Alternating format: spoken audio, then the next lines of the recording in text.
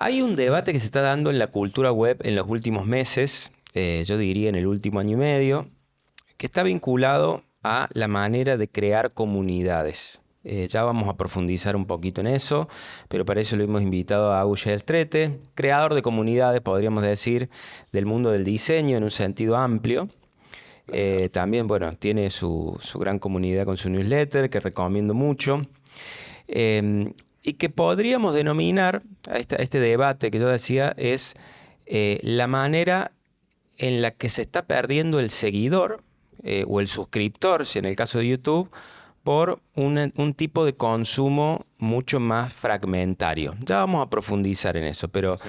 ¿está bien decirle debate a esto o les parece que estamos adelantándonos mucho y estamos planteando un problema que todavía no está apareciendo del todo? No, yo creo que ya está siendo un problema.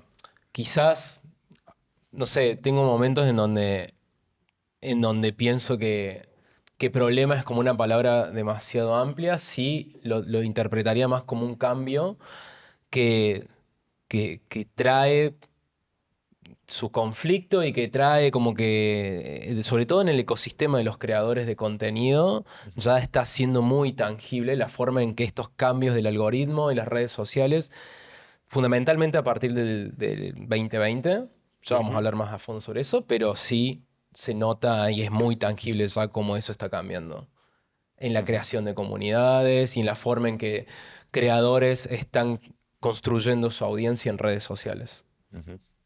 Quizá podemos también bueno, antes que nada, bienvenido de nuevo Muchas a Hack. gracias. Un Hacía mucho que placer no lo estar de vuelta teníamos. Hace acá. mucho no Sí, lo hacía mucho. teníamos. De Sí, hecho, sí, acá sí. Tipo muy ocupado. un tipo importante, aparte, pero además No, uno de los bestsellers de Hack, ¿no? Uno de los videos más vistos es la charla entre ustedes dos sobre el libro de Rick muy Rubin, linda esa charla. que recomendamos a quienes nos están viendo / escuchando que vayan y lo aprovechen y lo vuelvan lo traigan a la memoria. Pero quería traer una cosita que es que hay una información de base de esta charla que estamos teniendo hoy, que es una charla, una presentación que dio Jack Conte, que es el CEO de Patreon, Sí. a quien Entre muchas otras cosas también. entre muchas otras cosas, Sí. ¿no? Cantante de la banda Pomplamoose, multiinstrumentalista, un personaje muy interesante. Admiración total.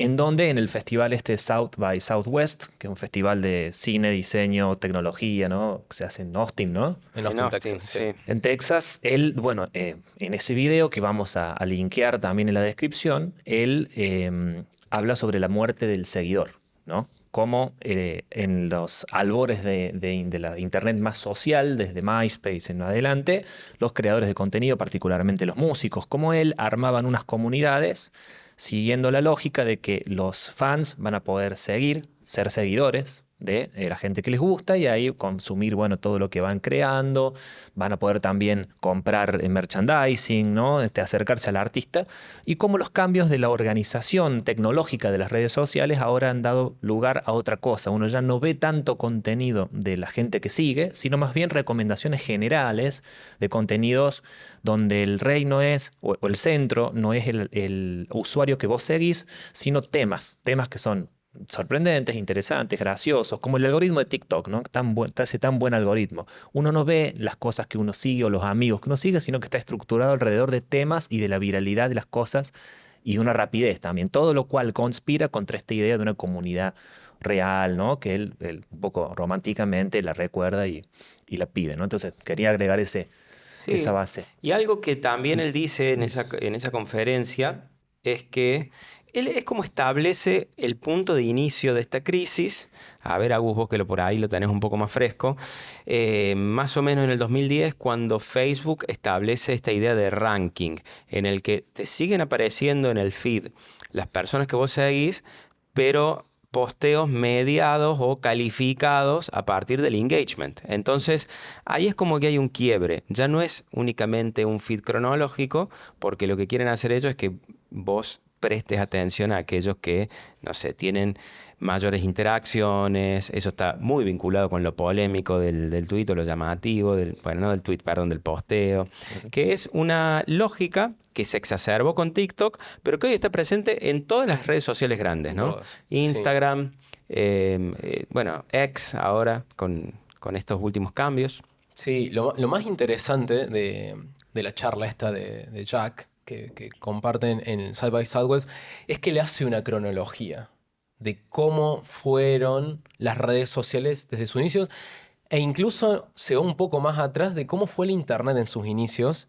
Y lo más interesante de todo es que él lo aborda en primera persona, porque él cuenta cómo fue su carrera artística y creativa desde la existencia de Internet, la web 1.0, que todos los que estamos presentes vivimos con mucho amor y nostalgia, en donde solamente, para darle un poco de contexto también a quienes nos están escuchando, ¿no? La web 1.0 es la que se interpreta como de solo lectura, en el sentido de que no teníamos nosotros como consumidores de Internet la posibilidad de compartir contenido. Con la llegada de la web 2.0 a través de las redes sociales se da ese espacio en donde nosotros también teníamos ese acceso a compartir contenido, inicialmente a través del blog. Después, con la llegada de Facebook y las redes sociales, empezar a hacer un contenido más inmediato. Y después llegamos a este punto, este corte en el que vos mencionas, que fue en el 2010, cuando empieza a aparecer el algoritmo del feed de Facebook, que empieza como a rankear los contenidos. ¿Qué terminaba haciendo eso? De que uno terminara consumiendo el contenido en base a lo que el algoritmo interpretaba que era más engaging o que iba a tener más interés según tus preferencias. Y eso, desde la perspectiva de creador de Jack Conte, en donde él también cuenta cómo cuando empezó su carrera artística iba a tocar a bares, no iba absolutamente nadie a verlo. Claro. Y gracias a cuando se abre el canal de YouTube empieza a tener una audiencia y celebraba, en el video es muy gracioso porque celebraba y con muchísima emoción cuando él cuenta el momento en el que fue un recital y había 40 personas Claro, viéndolo. que fue todo un hito. de nadie a 40 es tremendo. Es como Claro. si yo acá en el departamento 40 veces más. metiera 40 personas. Claro, sí, Claro, sí, claro. sí. Y el tipo Una decía, locura. mientras tenía amigos que ya trabajaban en empresas de tecnología, levantando la plata en pala, y yo seguía haciendo tours, tocando en bares donde nadie me Entonces, visitaba. esto que vos decís también implica, bueno, ¿no? El paso del feed cronológico o de una provisión de contenidos de las redes sociales más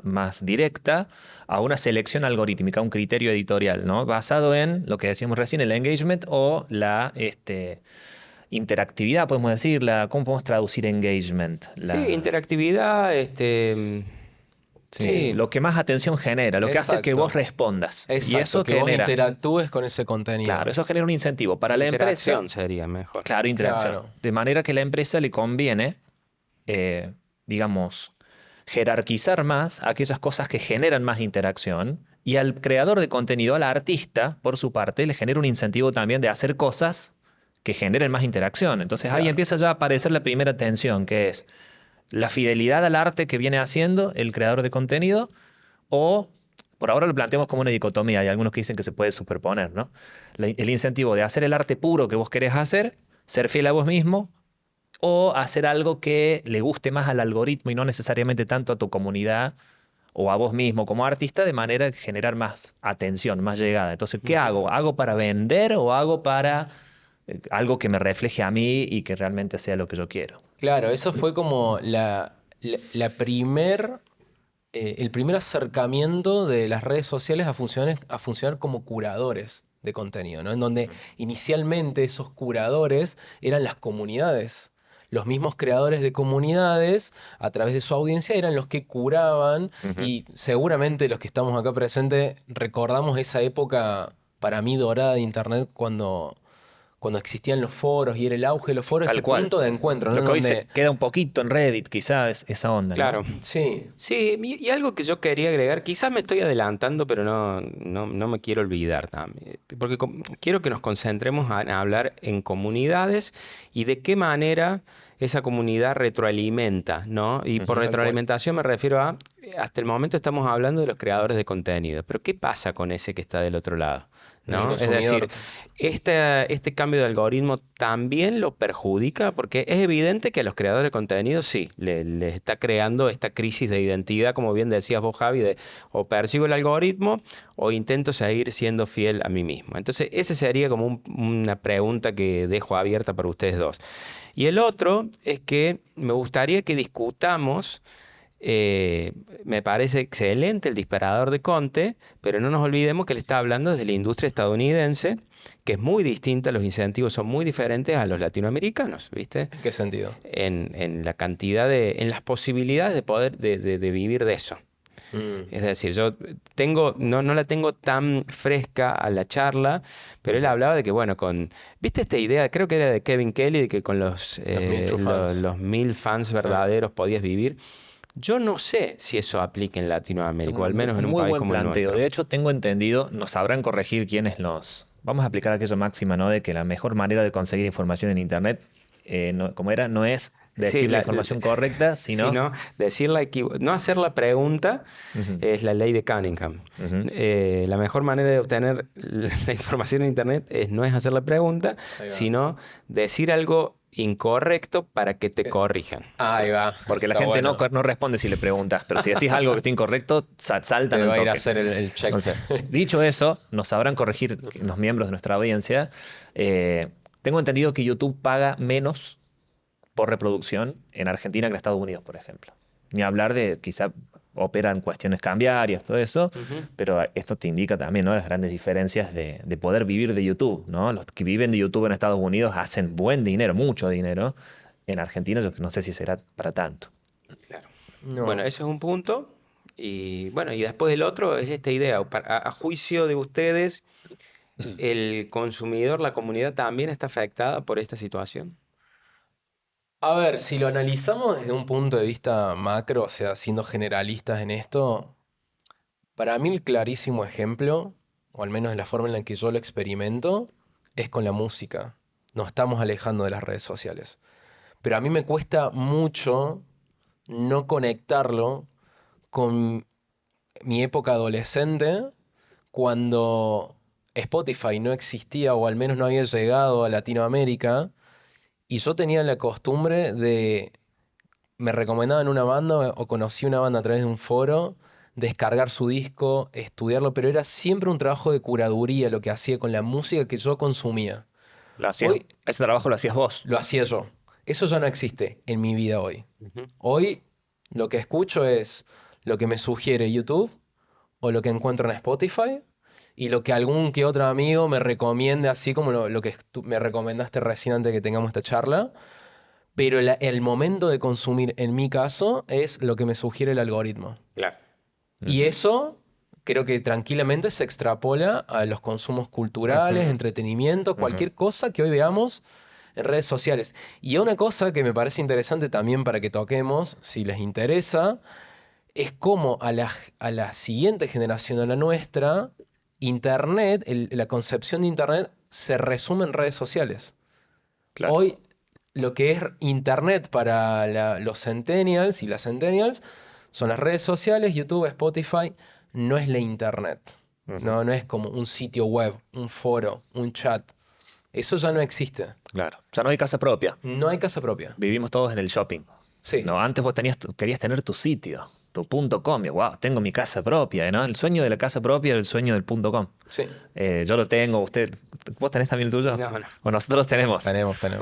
Porque somos muy vieja escuela. Yo Pero alquilo todavía, para nosotros digamos. es como tener casa, ¿viste? Alquilo ahí en una Mi parcelita. sitio. Mi dominio, claro. Digo, mi dominio. Mirá, y mirá cómo se llama. Dominio. Dominio. ¿No? Claro. Refiere a aquel concepto romano de la propiedad también, quizás. Bueno. Totalmente. Para mí las comunidades están mejor en algunos aspectos y peor en otros. El paso de la Internet cronológica a la recomendación algorítmica, yo creo que es bueno y necesario. ¿Por qué?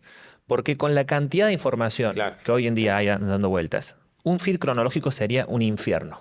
Prueben, si siguen a más de 500 personas en Twitter, X, ir a la pestaña que te ordena cronológicamente, que no te lo cura. Sí, es Lo caótico. mismo con Facebook. Ves hasta el último like que puso tu tía en algo. Entonces, no es viable para consumir información eso. Entonces, algún criterio de curaduría tiene que existir. Vos cuando ibas al videoclub, el tipo del videoclub no te decía, recorre, y te ibas a Blockbuster y estabas 72 horas recorriendo. No. Pues preguntabas que te recomendaran y el tipo te recomendaba algo. ¿no? El curador existe, ahora es automatizado, va a seguir existiendo, me parece que tiene su valor. Ahora, ¿cuál es el criterio que guía la curaduría? Es la pregunta, me parece. Y ahí los incentivos económicos de las empresas le ganan a otros criterios, ¿no? Por ejemplo, yo hace mucho que no uso Spotify, yo estoy usando Tidal ahora.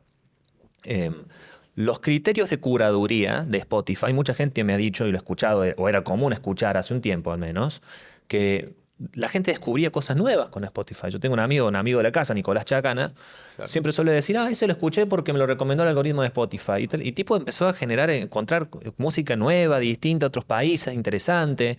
O sea, no necesariamente es malo el criterio. Se vuelve malo cuando priman los arreglos de negocios, cuando priman las cosas que son necesariamente para llamar la atención y no tanto pensadas en calidad o en lo que realmente le gusta a tus amigos o tus amigos descubrieron, ¿no? Entonces, nos estamos convirtiendo en consumidores pasivos y en una audiencia, como decía Hopi la otra vez en la pieza que le había escrito, esto de la gentrificación digital, más aplanada. Antes las comunidades, de hecho estamos hablando de comunidades, el concepto de comunidad encierra esta idea de que tenemos algo en común. Una idea, un criterio, un gusto, un objetivo. Compartimos algunas cosas, por eso somos una comunidad. Si no somos una reunión de personas, somos un grupo en un bar. Y en ese sentido, a ver, para que pisemos el mismo terreno, yo creo que si podemos diferenciar la comunidad, por ejemplo, de un creador de contenido, una comunidad, a diferencia de una audiencia, es aquella que no solamente interactúa con el creador de contenido, por ejemplo, a través de mensajes, a través de comentarios, sino entre sí. Y eso es lo que lo vuelve interesante, ¿no? Porque una audiencia va, no sé, pienso en un medio generalista, un medio de comunicación informativo, generalista, digamos, es como una especie de red de pesca que intenta llamar la atención con muchos tipos de noticias distintas. La comunidad, por ejemplo, a partir de una información tiende a discutirla de la misma manera que lo estamos haciendo nosotros. Claro. En este caso, a partir del disparador de Jack Conte, digamos, de esta conferencia, pero podría ser otra cosa. Y esto ya te lo pregunto, Agus, porque entiendo que estamos intentando llamar la atención en redes sociales. Lo digo en un buen sentido. Sí. ¿Es cada vez más difícil llamar la atención hoy en redes sociales? Sí, en realidad se dice que las redes sociales se convirtieron hoy en un campo de batalla por la atención. Y yo creo que ahí se desprenden algunas cosas interesantes relacionadas con estos conceptos que estamos tocando de audiencia, comunidades, y fundamentalmente el abordaje en el que se da la creación de contenidos, en el sentido de que hoy se está debatiendo mucho entre varios creadores y también muchos referentes del social media que hablan de la importancia de la conexión con las personas a la hora de crear contenido. Hoy las personas, y eso a mí me parece algo positivo, en el sentido de que es como una manera en que la misma audiencia está hackeando, entre comillas, el algoritmo, en el sentido de que está empatizando más con contenido que conecte con las emociones de su audiencia, más que un contenido que sea alrededor de lo educativo, el entretenimiento. Eso sí genera un engagement, se viraliza la viralización, pero pensándolo a largo plazo, lo que hoy se está debatiendo y discutiendo es que si vos querés construir tu audiencia, tu marca personal, que también es un tema que se está hablando mucho últimamente, tenés que ir por el lado emocional. Tenés que ser vulnerable, tenés que abrirte a tu audiencia, compartir contenido educativo desde lo emocional y no tanto desde el lugar de lo educativo, el pragmatismo. O lo del referente a ese tema. O exactamente. Es como que hoy esa figura que seguramente tendrán muy presente y de la cual se debatió bastante últimamente, de esta persona como el líder de opinión o el que la tiene reclara o como el... Nosotros, en otras palabras. En otras palabras, nosotros, claro. Eso ya no va mucho. En nuestro caso. Dealer de opinión. Dealer de opinión, claro. Eso ya no va más. No sí. va más. Es como que hoy se trata más de conectar en uno a uno, ¿vieron? Así que eso me tiene un poco entusiasmado. Pero mira, déjame que te presione un poco en eso. A ver. ¿No te parece que quizá... Creo que deberíamos caracterizar esto de conectar desde las emociones. Un principio de storytelling también, no sé, de algo que ya se conoce. Sí. Pero Yo creo que hay una manera o una expresión o una presentación de la vulnerabilidad y de la emocionalidad que es muy precisa, muy afinada y honesta, que creo que es la que realmente funciona. Hay como eso, que es lo menos, por lo que yo veo en las redes, y después hay una especie de impostación de las emociones. Sí, una parte superficialidad. Una superficialidad, un acting. Claro. ¿No? ¿Por qué? En el tema de desinformación electoral, por ejemplo, mucho se observa de que los discursos emocionales son los que generan, movilizan, No nos ¿no? olvidemos que apelar a la conversación. emoción es una forma de manipulación. También. No siempre es algo bueno. Exactamente. Sí, Entonces, sí, sí.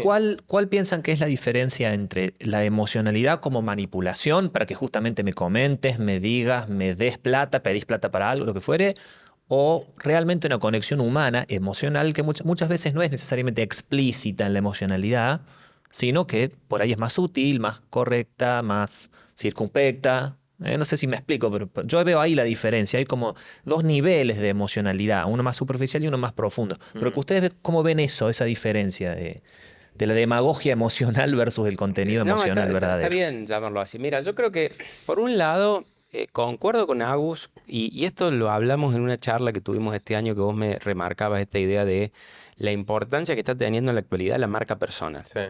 Que hay que perderle el miedo a la marca personal en el mundo digital. Eso por un lado. Entonces, en ese sentido, mostrar cierta, no sé si llamarlo vulnerabilidad, pero cierta imperfección suma. Ahora bien, concuerdo con vos con lo que decís de que hay gente que no le sale de manera natural esa vulnerabilidad, esa forma canchera de mostrar los problemas o el detrás de cámara, y apelan a esta impostación, que yo creo que no es un problema hasta que se vuelve un problema. ¿Por qué lo digo esto? Y quiero que lo debatamos también, esta idea de hay comunidades que no siempre son sanas. Yo creo que hay comunidades que están buenísimas, que fomentan debate, fomentan ideas, y hay comunidades que tienen, llamémosle, comportamientos sectarios y que son comunidades tóxicas. Lo estamos viendo en muchos aspectos en la política, ¿no? Que tienen esta idea de vos formas parte de mi comunidad en contraposición a otra cosa. Claro, un Nos une enemigo. el claro, espanto, sí, como claro. dice la frase. Nos unen espanto, y también está muy vinculado con esta especie de navegación por silos, ¿no? De decir, bueno, vos perteneces a esto, pero si te vas a otro lado, me Sos un perdiste. extranjero, claro. Exacto. Entonces yo creo que estamos en un momento... todo forma parte de la misma crisis, me parece, ¿no? Por eso está bueno... Yo quiero dejar en claro que estoy pensando mientras hablo con ustedes, ¿no? Sí, no, si tuviéramos Porque, respuestas pero, estaríamos digo, vendiéndolas ahora y no haciendo esto. porque justamente apelar a las vulnerabilidades de las personas también son métodos coercitivos para convencer de cosas muy peligrosas, ¿no? sí. Entonces hay que tener cuidado Sí, o con para eso. movilizar, como decías vos, de maneras manipulativas en Claro. contra de otros, ¿no? Esto de estar unidos por el espanto, estar unidos por lo que rechazamos muchas veces, en vez de estar unidos por lo que queremos. Hemos hablado en este canal infinidad de veces de los sesgos de negatividad, de cómo, Claro. ¿no?, nuestro carácter humano y nuestra psicología hace que nos llame primero la atención lo que es negativo o lo que es violento, por ejemplo, porque es Claro. algo que es lógico para poder sobrevivir. Ahora, a la hora de construir, necesitas algo que dure más. Esas emociones tienen como picos, ¿no? Duran un ratito altas y después bajan inmediatamente. Nosotros Sí. necesitamos para construir, para sostener una comunidad, una sociedad, lo Y que me fuere, acordé de algo, pero un quiero tiempo. escucharlo de Agus después, porque me acordé de una cosa, un ejemplo reciente muy vinculado con eso. Pero... No, pero recién se me vino en la cabeza con lo que dijiste de qué relacionado está esta tendencia que estamos viendo de conectar tanto con la negatividad con un presente en donde estamos muy sumergidos con lo inmediato, ¿no? Porque esa construcción de la que vos mencionás, independientemente Requiere si es una tiempo. comunidad, requiere tiempo. Tiempo y voluntad. Requiere una perspectiva a largo plazo, ¿no?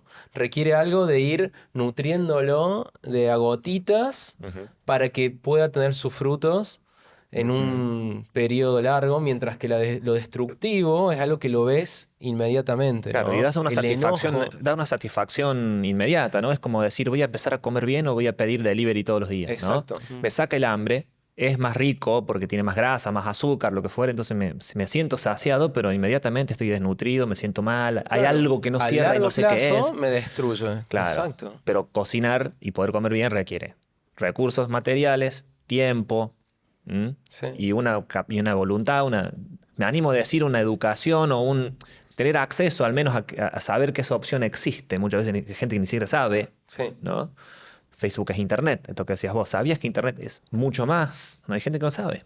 Entonces está interesante ver eso, ¿no? Sí. ¿Cuáles son las condiciones materiales necesarias para que tengas otra opción? ¿Cuál era el ejemplo que te habías acordado? No, digamos, más allá no quiero nombrar a la persona, pero Sí, vieron que polémica, nombralo. es que vamos, tampoco me lo acuerdo mucho, pero Comentarios. vieron que en Pero Twitter empieza con... digamos, a Twitter está motorizado por el odio, el resentimiento. Esto Claro. lo decía Alan en un capítulo anterior, viste que necesitas como cierto cinismo para que te vaya bien y para sobrevivir. Sí. Entonces, me parece interesante cuando o una creadora de contenido no sé, de esta especie de positivismo, no positivismo, optimismo medio ingenuo, Ujú. que en Instagram son muy exitosos, cuando se toma ese contenido y se lo lleva a Twitter, Olvídate. a mí me parece que es cuando explota la burbuja, ¿no? Sí, Porque sí, sí.